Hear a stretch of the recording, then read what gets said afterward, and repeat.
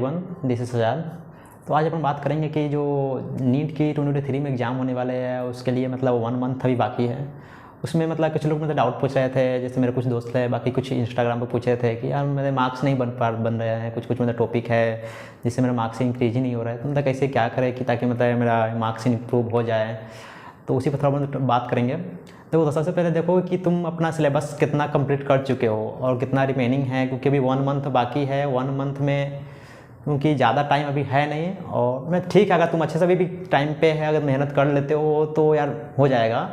क्योंकि जो remaining time है इसमें तुम्हारा मेहनत कितना कर पा रहे हो इस पर डिपेंड करता है।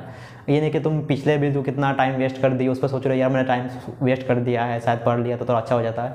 जो टाइम बचा हुआ है उसमें तुम अच्छे से कर लोगे तो तुम्हारा मतलब एक अच्छा मार्क्स मतलब आ जाएगा।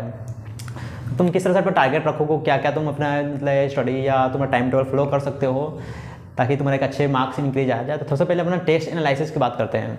तो टेस्ट एनालाइज करना है, पहले देखो एक है कि तुम्हें मार्क्स इंक्रीज करना है, तो मार्क्स इंक्रीज करने के लिए तुमको टेस्ट देना पड़ेगा।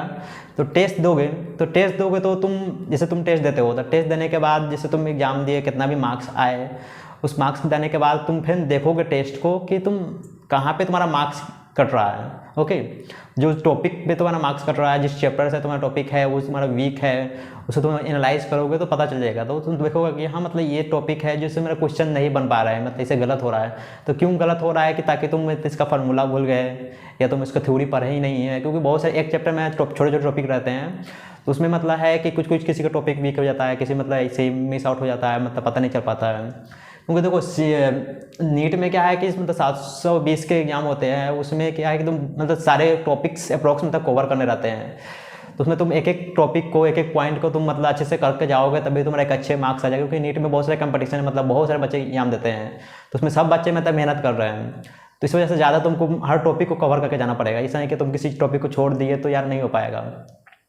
तो देखो, तो पहले नीट दो है तो उसको तुम टेस्ट दे रहे हो, तो टेस्ट को तुम देखो कि तुम कहाँ पे वीक कर रहे हो, फिर उसको तुम नोट करके फिर उसको मतलब टॉपिक को कहीं से भी तुम यूट्यूब से या जहाँ से भी तुम पढ़ते हो वहाँ से उसको कवर कर लो और फिर उस क्वेश्चन को अटेम्प्ट करो। बाकी तुम उस टॉपिक के रिलेटेड तुम किसी और मतलब मॉड्यूल से क्वेश्चन प्रैक्टिस करना, PYQ से करना, जो चैप्टर वाइज है।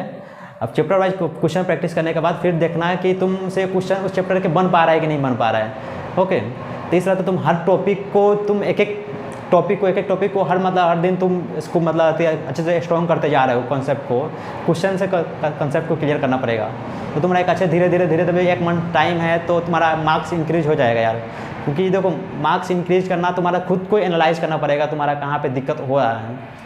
क्योंकि मेरे भी एक दोस्त है तो बोल रहे थे कि टेस्ट देते हैं लेकिन मार्क्स नहीं बढ़ रहे हैं, समझ में नहीं आ रहा है कहाँ पे दिक्कत है। तो उसको मैं यही बताया कि जैसे तुम टेस्ट दिए हो, तो जैसे फिजिक्स का है तो फिजिक्स के तुम एक चैप्टर मतलब पढ़े हो, उसको तुम टेस्ट दिए, तो फिर तुम उस चैप्टर का देखो कि तुम्हारा कहाँ पे मार्क्स कट रहा है, जिस पॉइंट पे कट रहा है उस पॉइंट को तुम मतलब स्ट्रॉन्ग करो, उस कंसेप्ट को स्ट्रॉन्ग करो।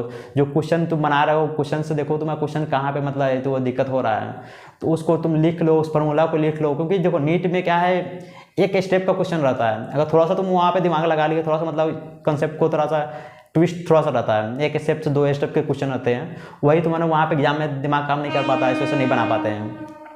तो उस चीज़ को मतलब अपने आप को इम्प्रूव करो। ओके, तो ये हो गया। बाकी तुम टेस्ट एनालिसिस कर लोगे। बाकी स्टडी टाइम तुम कितना रख सकते हो, 10 से 12 घंटा तुम कम से कम नीट के लिए पढ़ सकते हो यार। क्योंकि अभी तुम्हारे पास टाइम कम है तो तुम अच्छे से मेहनत भी करना पड़ेगा, तुम्हारे अंदर बायोलॉजी, फिजिक्स, केमिस्ट्री पढ़ना पड़ेगा, सब कुछ पढ़ना पड़ता है, तो सारे टॉपिक तुमको कवर करना पड़ेगे। तो इसके ऊपर टारगेट रखो। और दूसरा ये है कि तुम ना मतलब चेकलिस्ट बना सकते हो। चेकलिस्ट बनाओ, चेकलिस्ट इस तरह से बनाओ जैसे कि तुम हर चैप्टर का मतलब हर सब्जेक्ट वाइज तुम चैप्टर का नाम लिख लिए। ओके, चैप्टर का नाम लिख लिए, मतलब जैसे हर चैप्टर का नाम लिखने के बाद तुम देखो कि ये चैप्टर तुम पढ़ लियो, ये चैप्टर पढ़ने के बाद तुम इसका क्वेश्चन प्रैक्टिस कर लियो, इसका तुम PYQ दिए हो, तुमसे क्वेश्चन बन रहा है, मतलब हर तुम कम से कम 50-60 एक चैप्टर से तुम क्वेश्चन प्रैक्टिस किए हो तो तुम्हारा हर क्वेश्चन मतलब बन पा रहे हैं। तो उस तरह से मतलब सारे चैप्टर के तुम क्वेश्चन प्रैक्टिस करोगे, उससे तुम रिवीजन करोगे, क्वेश्चन से, नोट से क्वेश्चन प्रैक्टिस करोगे, PYQ से करोगे, जो भी कहीं भी जो तुम्हारा वीक है उसको तुम लिख लोगे, फिर उसको तुम अच्छे से कॉन्सेप्ट क्लियर करोगे। तो धीरे धीरे मतलब थोड़ा टाइम लगेगा, बाद में तुमको लगेगा खुद पे मतलब बिलीव हो जाएगा कि हाँ मैं मतलब एक अच्छा मार्क्स ला सकते हैं। तो इस तरह से करो यार।